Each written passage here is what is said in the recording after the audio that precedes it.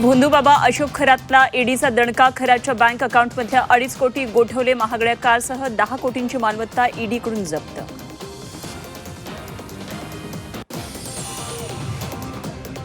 ईडीच्या पथकाकडून खराचं घर कार्यालयावर छापे. भोंदू खरातकडून 2 गुन्हा कागदपत्र जप्त केल्याची माहिती. खराची आर्थिक व्यवहार केलेले अधिकारीही ईडीच्या रडारवर.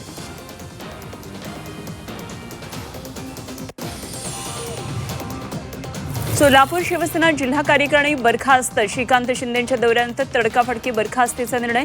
आता नवीन कार्यकारिणी निवडीबाबत एकनाथ शिंदे घेणार निर्णय.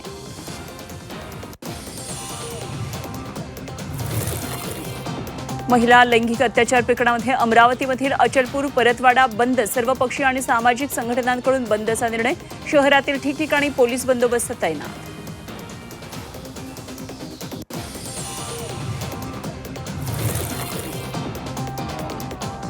कैसे हराया. फेम सहर शेखचं नगरसेवक पद धोक्यात. सहरचं जात प्रमाणपत्र अवैध असल्याचा तहसीलदारांचा अहवाल.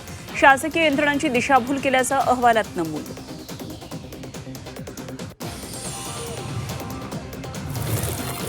खरात प्रकरणातील आरोपांवर रुपाली चाकणकरांचं ट्विट. सर्व आरोप कपोल कल्पित असल्याचं ट्विट. केवळ बदनामीसाठी हे आरोप केले जात असल्याचा चाकणकरांचा आरोप.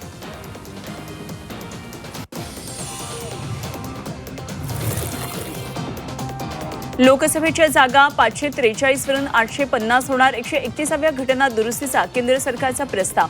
गुरुवारी लोकसभेत नारी शक्ती वंदन विधेयक मांडलं जाणार. महिला आरक्षणासाठी सरकारचा मोठा निर्णय. नाशिक धर्मांतर आणि अत्याचार प्रकरणामध्ये बहुराष्ट्रीय कंपनीच्या एचआरची दुसरी पोलीस कोठडी आज संपणार. एचआरला कोर्टात हजर करणार. एचआरला न्यायालयीन कोठडी मिळण्याची शक्यता.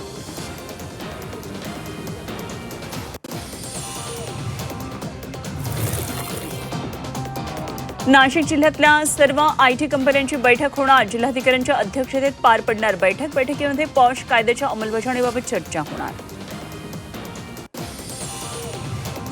नाशिक धर्मांतर आणि अत्याचार प्रकरणात एका रिसॉर्टची झाडाझडती. संशयितांनी पीडितेवर रिसॉर्टमध्ये अत्याचार केल्याची सूत्रांची माहिती. रिसॉर्टमधलं सीसीटीव्ही फुटेज पोलिसांनी ताब्यात घेतल्याची माहिती.